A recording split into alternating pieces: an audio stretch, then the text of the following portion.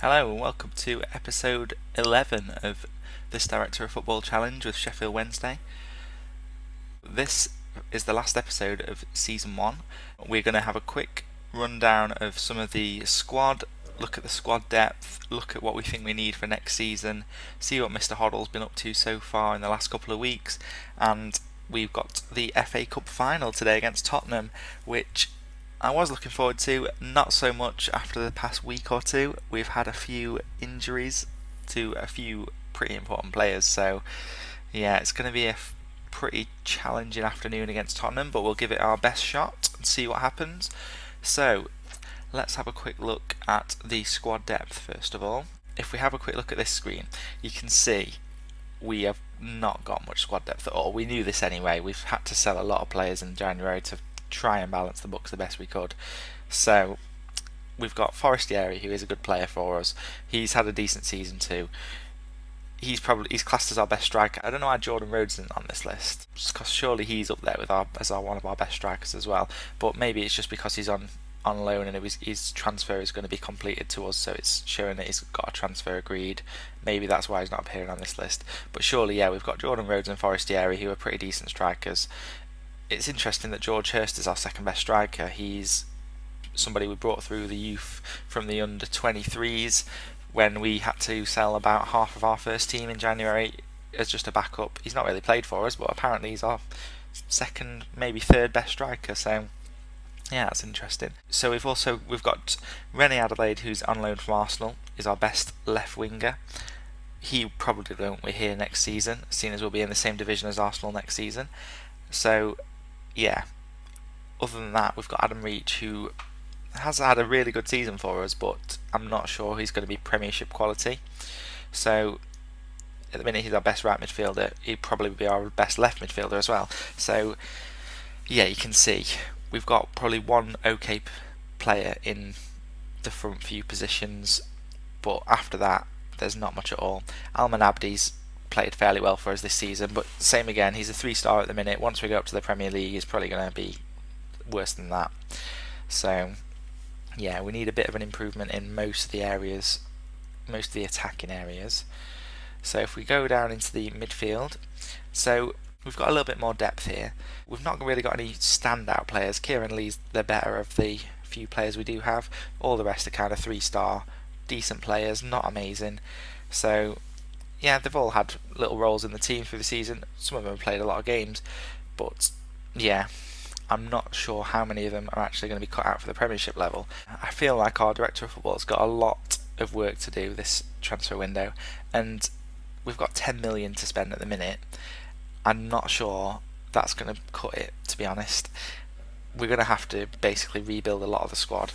I feel like he's going to have to clear out a lot of the sort of average players, the 2s, 3-stars, get rid of those players, get the wages gone, and bring in hopefully some free transfers, a couple of loans, transfer listed players, whatever, get some bargains, build up the squad a little bit, a couple of quality players, because we're not going to go on and win the Premier League next season, but we just need to have a decent squad that can keep us up there for a season, and then hopefully look to build on that.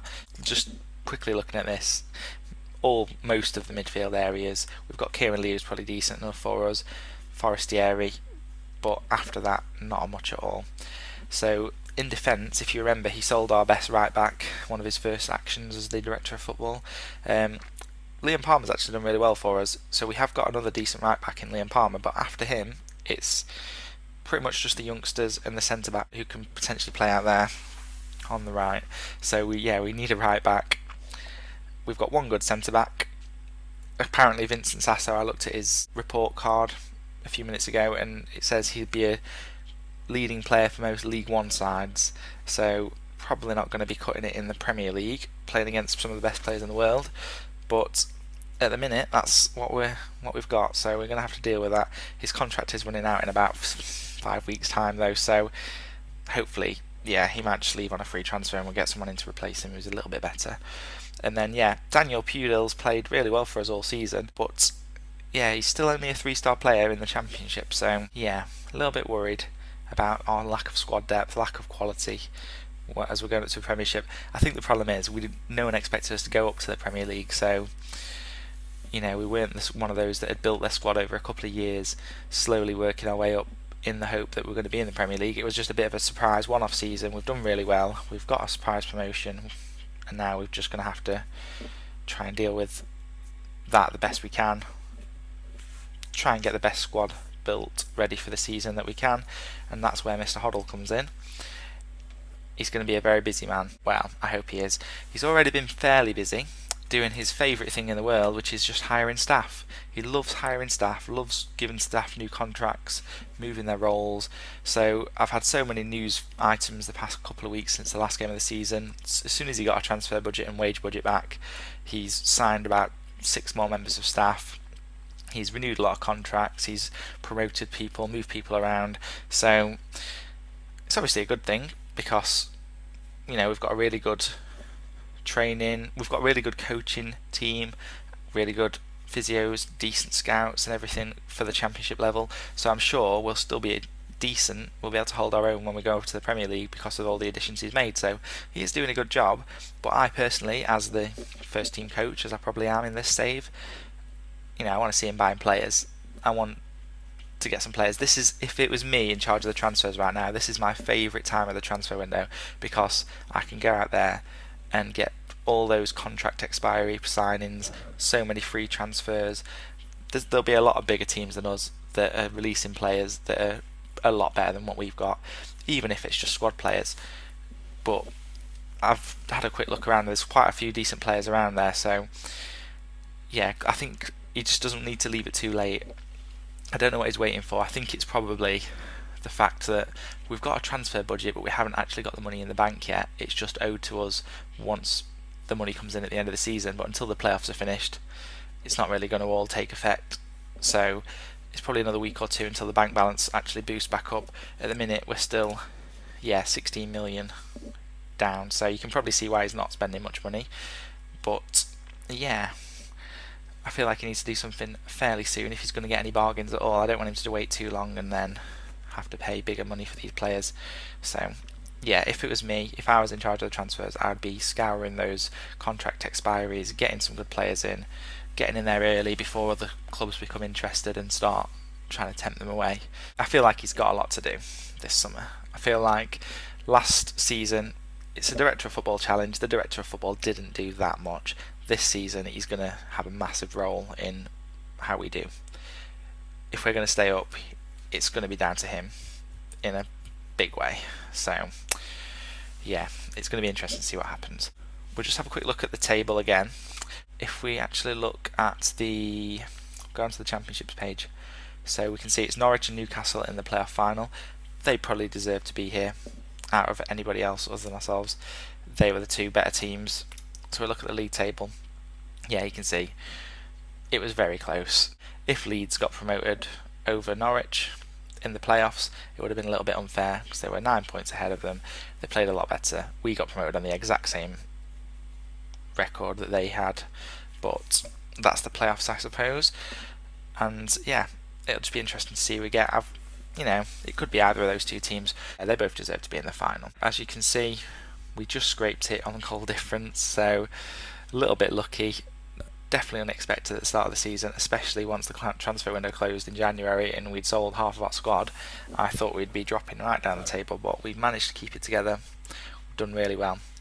And yeah, we've also somehow crazily managed to end up in the FA Cup final, which is a bit weird. Also, I noticed in the semi-finals, in the other semi-final, Tottenham played Huddersfield, so it was Man City and Tottenham from the Premier League playing Huddersfield and Sheffield Wednesday from the Championship, so an interesting semi-finals this year. As I said, we've had quite a few injuries. This is probably the weakest team we've played for a while. Kieran Lee, who's played 51 games for us this season, he's been pretty much ever present. He's injured for 2 to 3 months, so he's not playing.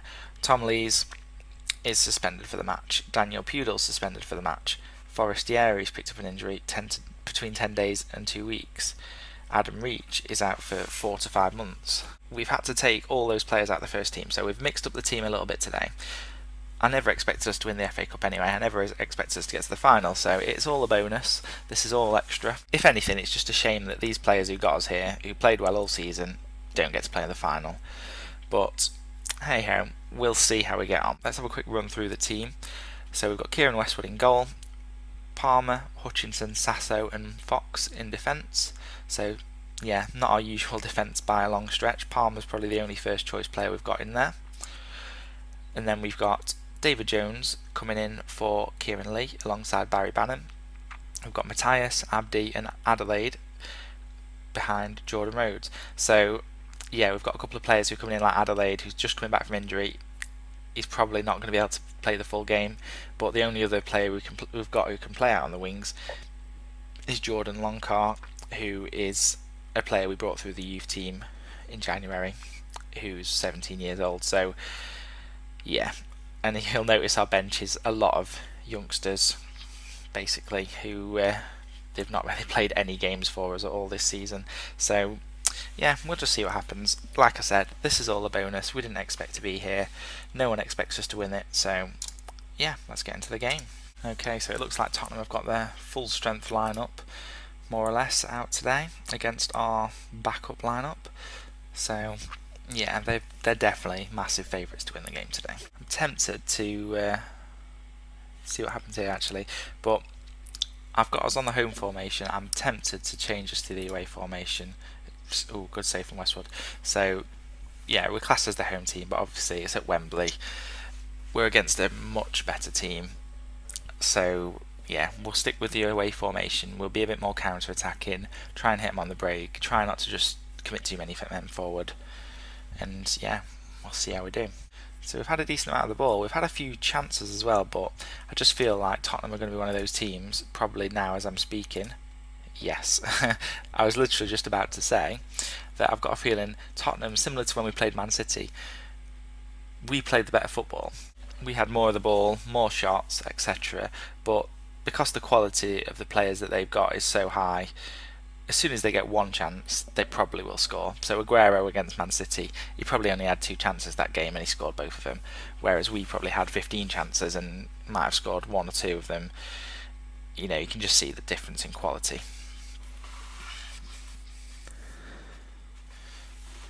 So to be fair, we're not doing too bad. We're losing, but there we go. See, Harry Kane, that's the first time I've seen him all game. As soon as he gets the ball in the box, he's going to score past us. Sorry, I've just skipped the highlight again. I always do that. I can't help myself. I need to stop. Coming up to half time, we've picked up another injury. It's a good job it's the end of the season because our injury list is ridiculous. So, right. We're going to bring on Charlie Hayford, who has made 1 substitute appearance for us all season. Another youngster who's just got pushed forward into the first team as a backup. He's going to have to play the second half for us. It's a shame really, because obviously there's a part of me that would have loved to win the FA Cup, but I don't think it would be that realistic for us to win it against a Tottenham side this good, especially with a weakened side such as we've got. Come on, let's just score a goal. All these fans, Barry Bannon, oh, see, good save from their keeper. See, yeah, all the fans that have came all this way. Let's show them a goal at Wembley. Oh, Jordan Rhodes, it's like they're listening to me, they're going for it now. A couple of corners. Can you hit one? Oh, we've had 3 good chances in 3 minutes. We've not managed to score. See, this is the difference.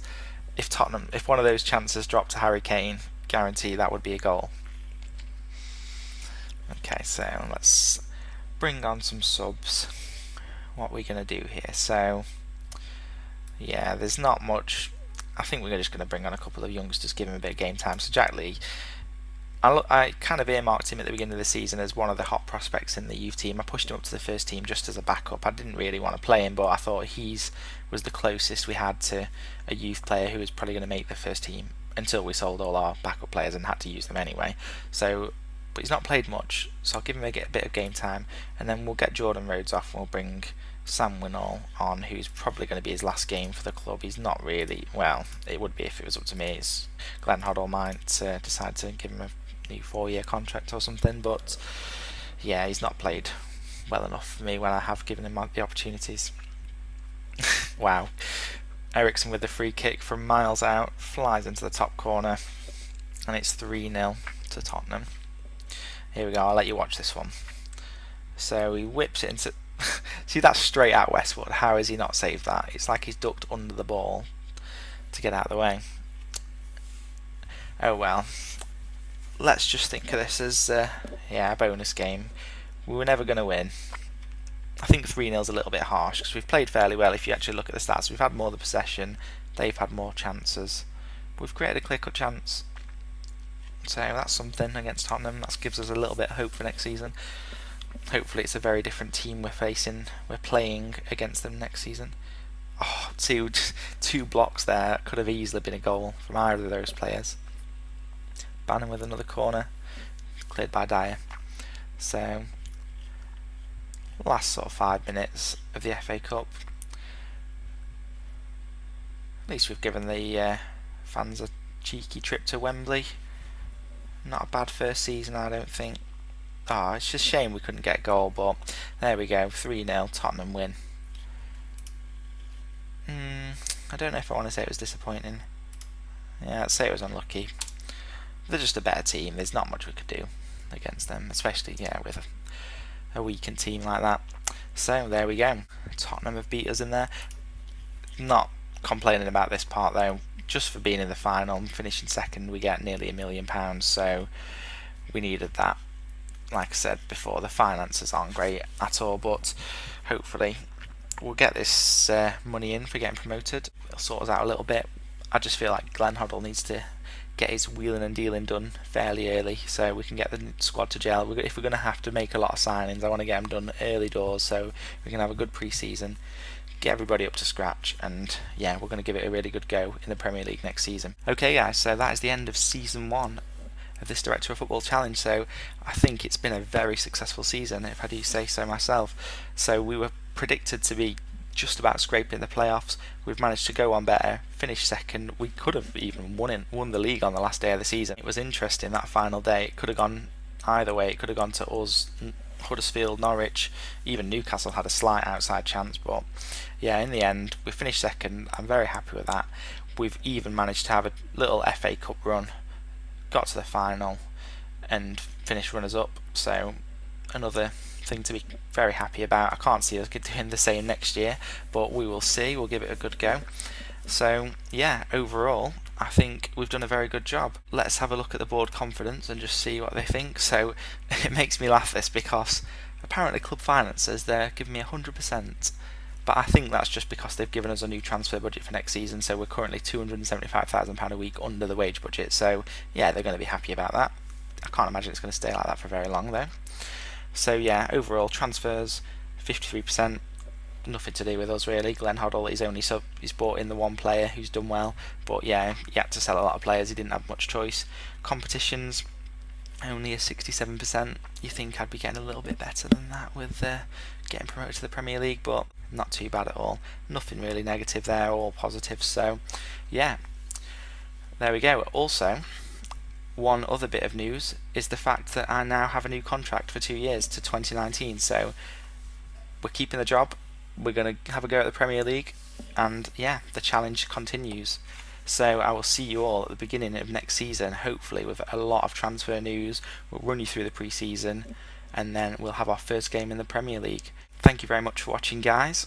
I hope you enjoyed the video, I hope you enjoyed the season as a whole. I've really enjoyed it. It's been a little bit stressful at times, not really down to the matches, more down to the finances and the board, etc. But if you've enjoyed it, please pop a like on this video for me, that would be very much appreciated. And obviously if you would like to subscribe to the channel to keep up to date with the challenge ready for next season. I'm also on Twitter guys, if you want to add me on Twitter, the Twitter handle is just in the description below the video. I'd love to see you guys on there. So I will see you again ready for next season in the next episode. See you later guys.